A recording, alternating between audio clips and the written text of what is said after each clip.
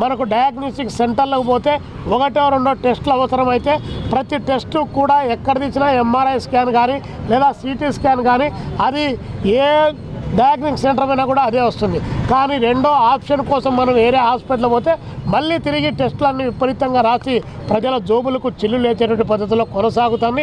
ఎక్కడ కూడా రేట్లు నిర్ణయించి ఆ హాస్పిటల్ ముందు మెనూలు పెట్టి ఆ మెనూ ప్రకారం డబ్బులు వసూలు చేసేటువంటి స్థితి లేదు. 10 రూపాయలు అయ్యేటువంటి మెడిసిన్ ఈరోజు 100-130 రూపాయలకు కూడా అమ్ముతూ ఉన్నారు. ఏమాత్రం మందులపైన నియంత్రణ లేకుండా ప్రజలను దోపిడీ చేసేటువంటి పద్ధతిలో కొనసాగుతున్నటువంటి నేపథ్యంలో మెడికల్ అండ్ డ్రగ్స్ మాఫియాకు వ్యతిరేకంగా ప్రజల యొక్క జీవించే హక్కును కాలరాయి వేద్దని చెప్పేసి మేము డిమాండ్ చేస్తూ ఈ ఆందోళన చేస్తున్నాం.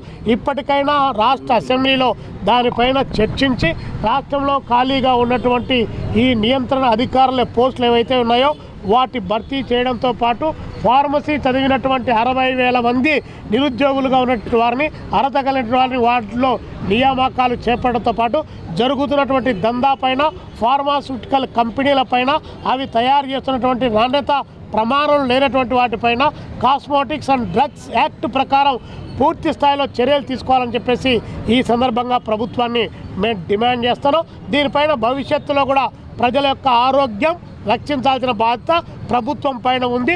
జీవించేటువంటి హక్కును కాలరాయవద్దని చెప్పేసి ఈ సందర్భంగా మేము డిమాండ్ చేస్తున్నాం. ఈ దేశంలో విద్య వైద్యం విపరీతమైనటువంటి వ్యాపారానికి గురవుతున్న నేపథ్యంలో ఆ వ్యాపారాన్ని అరికట్టమని చెప్పేసి మేము కోరుతా ఉన్నాం.